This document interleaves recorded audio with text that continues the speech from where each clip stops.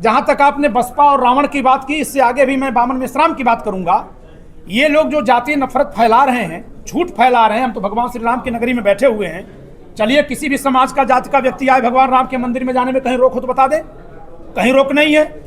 हमारे गांव में, जिस गांव से मैं आता हूं, जिसके घर के सामने जो मंदिर बना है, एक यादव जात के घर के सामने मंदिर है, वहाँ यादव जी पूजा करते हैं। एक पासी जात के घर के सामने मंदिर, वहाँ पासी जी पूजा करते हैं। मेरे जन्म से पहले जो ब्राह्मण लोगों के घर के सामने, वहाँ ब्राह्मण लोग पूजा करते हैं। जो बढ़ई समाज के घर के सामने मंदिर, वहाँ बढ़ई समाज के लोग पूजा करते हैं। जो जिसके घर के सामने मंदिर बना है, वहाँ लोग पूजा करते हैं।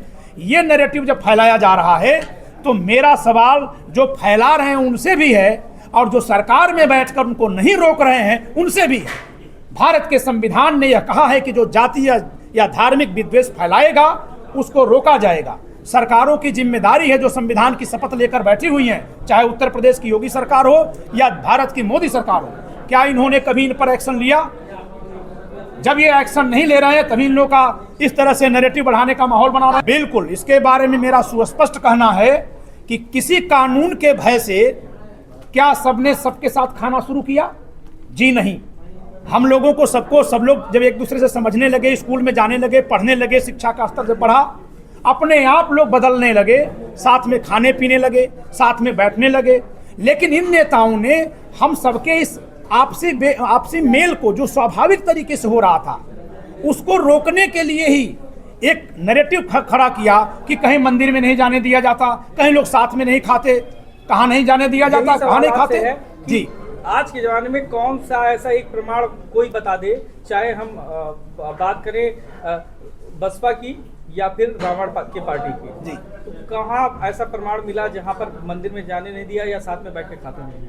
मन बढ़ रहा है। सबसे ज्यादा जो लड़ाई ये राष्ट्रीय विकल्प मोर्चा बना है जी, उसमें सामान्य वर्गों को लेकर चलने की बात कही गई है, उनके अधिकार की बात कही गई है। लेकिन कहा जाता है सबसे अधिक आवाज जब यूजीसी आया तो ठाकुर और ब्राह्मणों ने एकजुट होकर उठाया। लेकिन जब ये विकल्प बनने की बात आई और 2027 का जो चुनाव है, इस समय मुख्यमंत्री भी सामान्य उससे ही आते बिल्कुल, हैं। बिल्कुल। तो लेकिन कहा जाता है जो क्षत्रिय समाज है वो कहीं ना कहीं दूरी बना के रख रहा है इस विकल्प मोर्चा से, और ये देखने को मिल रहा है जिस प्रकार से एक ही जाति के लोगों को पद दिए जा रहे हैं, नियुक्तियां मिल रही हैं, या जितनी भी पार्टियां बन रही हैं, चाहे अलंकार अग्नोत्री जी हो, चाहे अनिल मिश्रा जी हो, चाहे आप लोग जो संगठन, कहीं ना कहीं क्षत्रिय दूरी बना रहा है। तो कैसे देख रहे, कैसे उनको अपने साथ लाएंगे? देखिए, पहली बात कि यह कहना कि क्षत्रिय दूरी बना रहा है, यह सोशल मीडिया पे लोग लीक नहीं, बिल्कुल बहुत अच्छी बात है।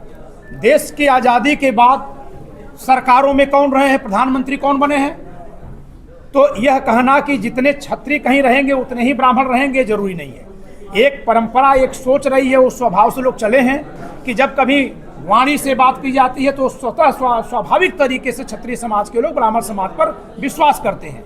मैं आपसे एक बात यह पूछ रहा हूँ कि हमारा मतलब इससे नहीं है कि आवाज़ कौन उठा रहा है इस अन्याय के खिलाफ, हमारा मतलब इससे है कि अन्याय किया किसने है। अगर आज ब्राह्मण समाज के लोग इस अन्याय के खिलाफ आवाज़ उठा रहे हैं तो अन्याय पैदा करने वाले भी तो ब्राह्मण ही हैं। क्या अब तक कोई बताने आया था कि जात भेदी कानून के खिलाफ सबसे बुलंद आवाज़ अगर ब्राह्मण समाज के लोग उठा रहे हैं तो ये जात भेदी कानून बनाने वाले नरसिम्हा राव, अटल बिहारी वाजपेयी, ये कौन लोग हैं? इसलिए ब्राह्मणों का बड़ा दायित्व है, और ब्राह्मण समाज के लोग अपना दायित्व समझ रहे हैं कि वह डंके की चोट पर यह बात उठा रहे हैं कि चाहे ब्राह्मण समाज का कोई नेता अन्यायकारी कानून बनाया या क्षत्रिय समाज का कोई नेता वीपी सिंह के जरिए ऐसा कानून बनाया, या कि किसी अन्य जात का नेता जैसे नरेंद्र मोदी जी हैं कानून बनाए, हम किसी की जात देखकर नहीं चुकेंगे, न जात देखकर चुनेंगे। हम सबका आह्वान करते हैं, जिनको इन जात भेदी कानूनों से दिक्कत है वो सब हमारे साथ आएंगे। आगे की क्या रणनीति रहेगी आपके पार्टी की? आगे के 27 का चुनाव है तो इसकी रणनीति क्या रहेगी, कैसे आप उत्तर प्रदेश में बदलाव देखेंगे? देखिए, 27 की राजनीति में मैं तो कह रहा हूं कि 27 की राजनीति से पहले से आप देख रहे हैं, एक इसमें सवाल चलता है कि भाजपा नहीं तो कौन, विकल्प क्या है। उसी विकल्प के तौर पर राष्ट्रीय विकल्प मोर्चा का गठन किया गया है, जो दो सवालों का उत्तर देता है एक साथ। पहला यह है कि भाजपा नहीं तो कौन, तो भाजपा नहीं तो राष्ट्रीय विकल्प मोर्चा। दूसरा सवाल ये आता है कि इतने सारे लोग अलग अलग मंचों पर कार्य कर रहे हैं, वोट बढ़ जाएगा, उसका भी उत्तर है राष्ट्रीय विकल्प मोर्चा। राष्ट्रीय विकल्प मोर्चा में सभी लोगों को जोड़ा जा रहा है जो जात भेदी कानूनों का विरोध करते हैं, जो यूजीसी के खिलाफ हैं। जो एक दो लोग बचे हैं वो लोग भी आएंगे, यानी कि पूरा मुहिम एक साथ खड़ी होगी। एक चीज सर, एक चीज अगर राजनीतिक पार्टियां और न्यायालय के बीच में सबसे बड़ा कौन है? देखिए, ये सवाल बहुत बड़ा है। मैं संविधान का विद्यार्थी हूं, तो इसका उत्तर बड़ा भी होगा, छोटा भी होगा। एक मिनट, मैं आपको उत्तर ही दे रहा हूं। राजनीतिक पार्टियां अपने समाज को अगर बांट देंगी, अगर लोगों में जहर फैला देंगी, तो आप पहले मेरा क्वेश्चन सुनिए। राजनीतिक पार्टी या न्यायालय में दोनों बड़ा कौन? और अगर राजनीतिक पार्टियां गलत कर रही हैं तो उसमें न्यायालय ने उन्हें क्यों नहीं रोका? बिल्कुल सही बात है, लेकिन न्यायालय भी जनता के आवाज से प्रतिध्वनित होते हैं। न्यायालय में जब ये राजनीतिक पार्टियां हम सबको जाति में बांट डाली, सबको धर्म में बांट डाली, तो अकेले न्यायाधीश की जिम्मेदारी ये नहीं हो सकती। आप यहीं पर सुनिए, तो क्या न्यायालय में जातिगत देख करके वहाँ न्याय दिया जाता है? नहीं, वहां जातिगत देख करके न्याय नहीं दिया जाता है, लेकिन आपको सर्वगत का न्याय हो ऐसा माहौल बनाना पड़ेगा। जब आप समाज में दो व्यक्तियों के झगड़े को कानून बनाकर जातिगत रूप दे रहे हैं, तो उसमें न्यायालय को क्या करना है ये न्यायालय तय करेगा। और एक बात और, मैं न्यायालय के प्रवक्ता के रूप में यहाँ नहीं हूँ। न्यायालय के लिए पक्ष में बात करना मेरे इस हैसियत में नहीं है। इस नाते आप राजनीतिक या सामाजिक सवाल करेंगे। लोकसभा और विधानसभा में SC/ST आरक्षण बढ़ाने से आप विरोध क्यों कर रहे हैं?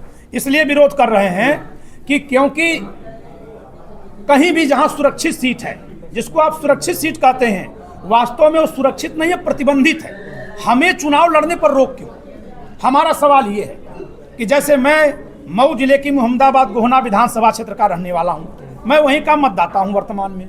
मेरे वहां चुनाव लड़ने पर मेरे जन्म के आधार पर, जात के आधार पर रोक क्यों? संविधान का अनुच्छेद 325 और 326 जो निर्वाचन का अधिकार देता है, जो मतदाता पत्र बनाने की बात करता है, उसमें साफ साफ लिखा है अनुच्छेद 325 में कि धर्म, जाति, लिंग, भाषा, वेशभूषा के आधार पर किसी का नाम रखने में भेदभाव नहीं किया जाएगा। और ये जो आपका आरक्षण देखते हैं, जिसको आरक्षण कह रहे हैं लोकसभा विधानसभा का, ये संविधान सभा की डिबेट में बड़ी मुश्किल से स्वीकार किया गया था और इसको केवल 10 वर्ष के लिए रखा था। 10 वर्ष के बाद स्वतः समाप्त हो जाना था। 10 वर्ष से बढ़ाकर इसको 80 वर्ष तक किया गया है। यह कहाँ का न्याय है? क्या यह जरूरी है कि जिस जाति का व्यक्ति आएगा उसी जाति के पक्ष में बात करेगा? ऐसा नहीं है। अन्य जातियों के लोग भी सभी के लिए बात कर सकते हैं। यानी हमको एक माहौल बनाना पड़ेगा कि किसी भी जात का व्यक्ति आए वो सबके लिए बात करे, तभी सार्वजनिक पद पर रहेगा। अगर वो जातिवाद की बात करेगा तो उसको निकाला जाएगा, बाहर किया जाएगा। जनता में ऐसा माहौल बनाने के लिए इस तरह के जातिगत प्रतिबंधों को समाप्त करना जरूरी है और संविधान सभा के मूल भाव को लागू करना जरूरी अभी आपने एक अधिकार की बात कही, SIR हुआ, SIR में तमाम लोगों को मतदान के अधिकार से वंचित किया गया, जबकि इसके पूर्व वो जो है अपने मत का प्रयोग करते थे। इस पर आप क्या कहेंगे? नहीं, देखिए, SIR पर दो तरह के वंचित हैं। एक वंचित हैं कि जैसे किसी का नाम 2 जगह 3 जगह था, अगर उनको